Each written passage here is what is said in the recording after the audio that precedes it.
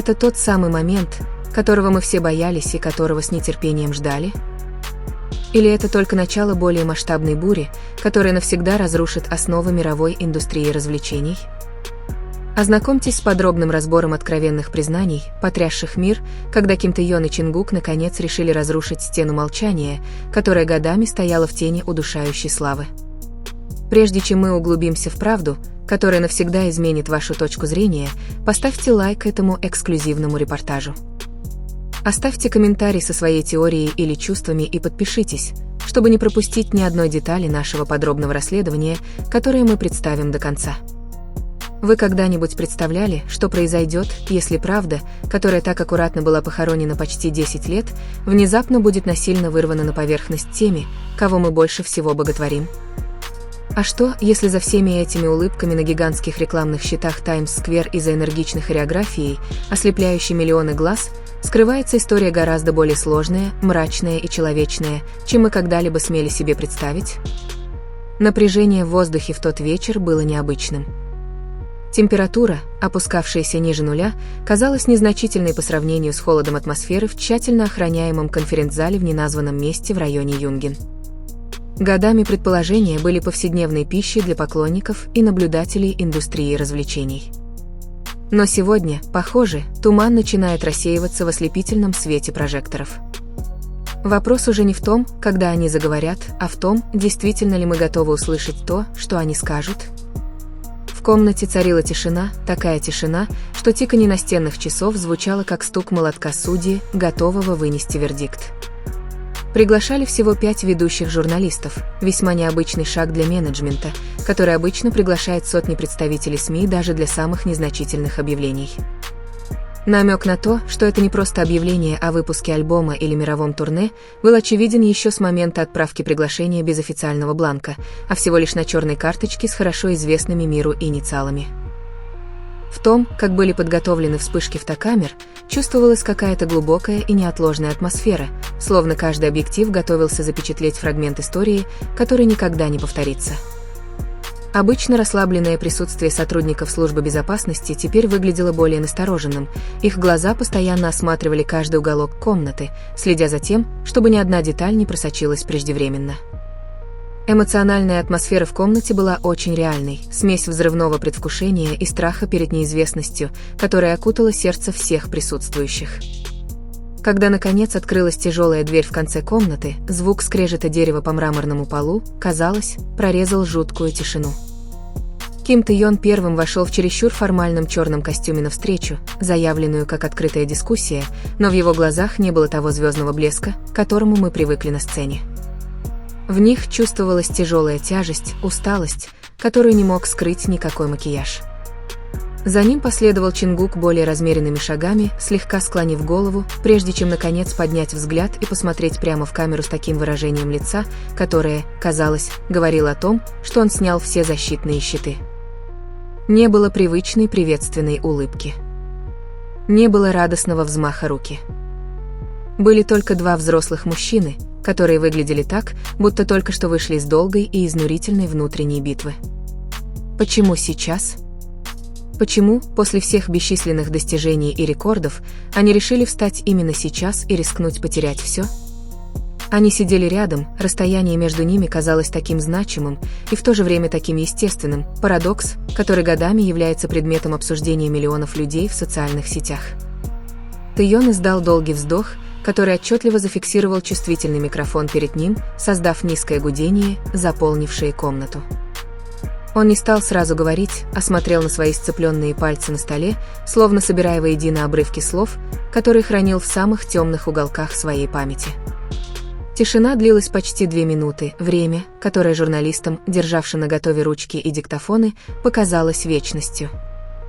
Чин Гук, напротив, выглядел более взволнованным, но все же старался сохранять самообладание. Он время от времени поглядывал на Тэ-йона, подавая невербальный код, понятный только им двоим, скрытый намек на близость, выходящую за рамки просто работы в одной музыкальной группе. «Мы знаем, о чем вы думаете», — наконец, тихим, но очень четким тоном нарушил молчание голос Тэ-йона. «Мы знаем обо всех теориях, всех домыслах и всех вопросах, на которые мы не могли ответить почти 10 лет. Он сделал паузу, позволяя этой фразе проникнуть в сознание каждого, кто ее услышал. В этой столь откровенной честности чувствовалось глубокое удивление. Обычно каждое слово, произнесенное топовым айдолом, проходит через фильтр как минимум 3 уровней пиар-команд. Но сегодня атмосфера была очень грубой и нефильтрованной. Тэйон продолжил, что все это время они жили в нарративе, который не совсем принадлежит им, грандиозном сценарии, требующем от них быть лучшей версией, которую может принять мировой рынок, часто в ущерб самой подлинной части их самих. Речь идет не только о человеческих отношениях. Речь идет о праве на самоидентификацию в индустрии, которая относится к людям как к товарам, которые можно регулировать ради объемов продаж. Затем разговор перехватил Чингук, его голос слегка дрожал, но был полон непоколебимой решимости. Он говорил о том, каково это – расти под пристальным взглядом миллионов, где каждое движение руки или взгляд микроскопически анализируется людьми, которые никогда по-настоящему их не знали. Он говорил об обещаниях, данных в тайне, и о том, как они постепенно стали почти непосильным бременем, которое невозможно нести в одиночку. Особенно сильный эмоциональный оттенок он вложил в рассказ о ночах, проведенных в студии, когда они размышляли, до какого момента им следует играть отведенные им роли, прежде чем мир наконец увидит, кто они на самом деле.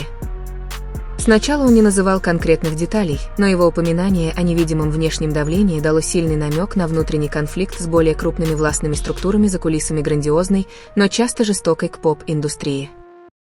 Напряжение нарастало, когда один из журналистов осмелился задать вопрос, который считался табу. Означает ли это признание, что вы готовы столкнуться с последствиями для вашей карьеры и имиджа вашей группы? Вопрос словно повис в воздухе, как дамоклов меч, готовый обрушиться в любой момент. Тэйон посмотрел на журналиста очень проницательным взглядом, в котором отражались одновременно и разочарование, и вновь обретенная смелость. Он объяснил, что карьера – это нечто эфемерное, вершина, которая однажды сойдет на нет, но целостность личности – это то, что они будут нести до конца жизни. Он косвенно заявил, что есть нечто гораздо более ценное, чем многомиллионный контракт или золотой трофей, а именно возможность проснуться утром и посмотреть в зеркало, не чувствуя, что перед ними незнакомец в изысканной, но удушающей маске. Настоящий сюрприз последовал, когда Тэйон вытащил из кармана пиджака небольшой конверт, предмет, который выглядел очень простым, но чье присутствие на конференц-столе, казалось, несло в себе груз в 1000 тонн. Он не открыл его, а просто положил перед ними, как будто это было физическим доказательством всех только что сказанных слов. Он намекнул, что внутри конверта находится ответ на одну из самых больших загадок, окружающих их путешествия.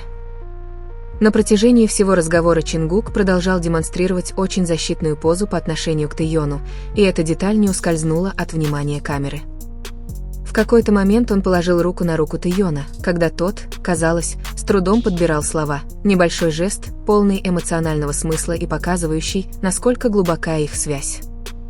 Они говорили о жертвах, на которые должны идти их семьи, о том, как самые близкие люди должны разделять эти секреты и нести бремя лжи, чтобы поддерживать стабильность многомиллиардной индустрии.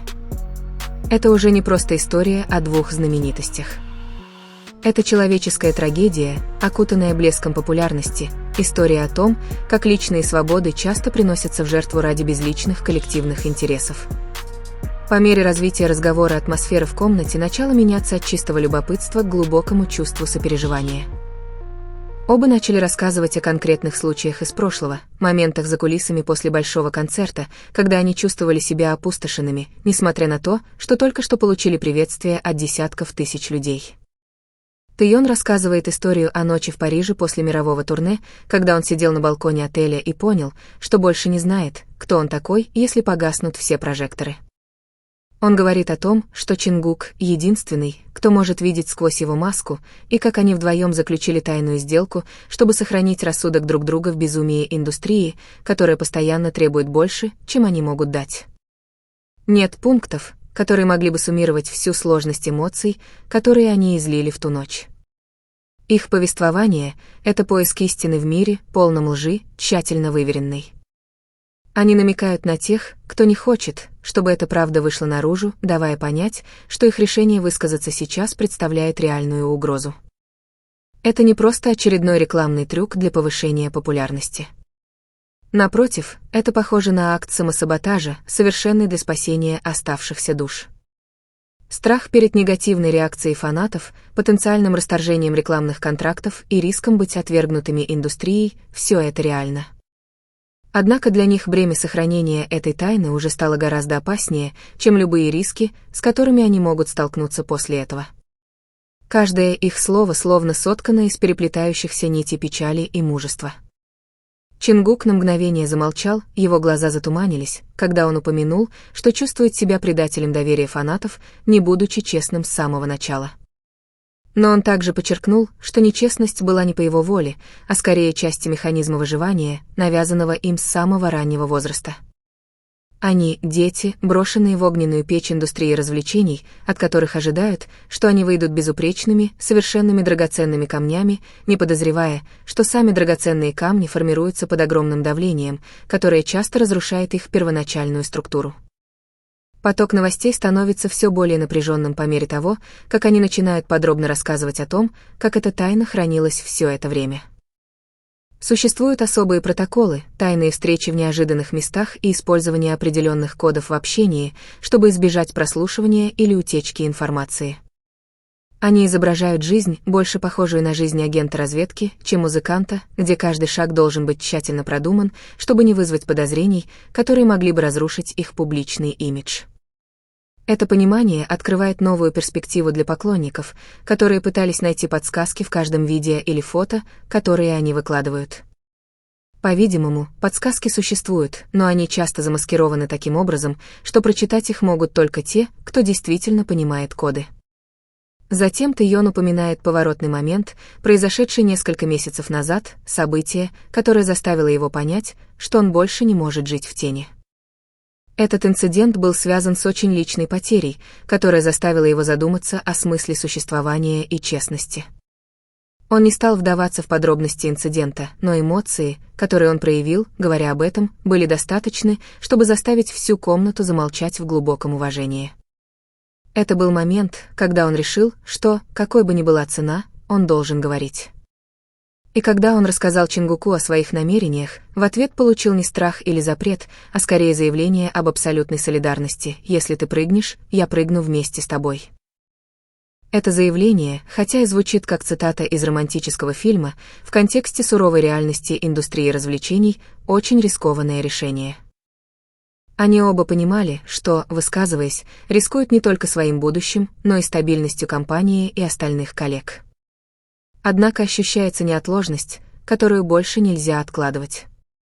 Они чувствуют, что, оставаясь в молчании, подают неправильный пример молодым людям, которые видят в них образцы для подражания, пример, ради которого, чтобы добиться успеха, нужно как можно глубже зарыться в себя.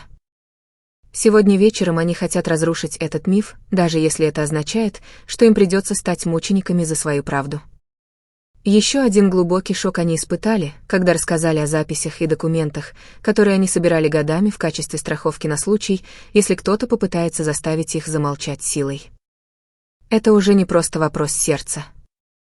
Это реальная борьба за власть между отдельными людьми и гигантскими корпорациями, контролирующими общественное мнение. Они больше не просто пассивные кумиры. Они превратились в умных игроков в игре, в которой сами когда-то были всего лишь пешками.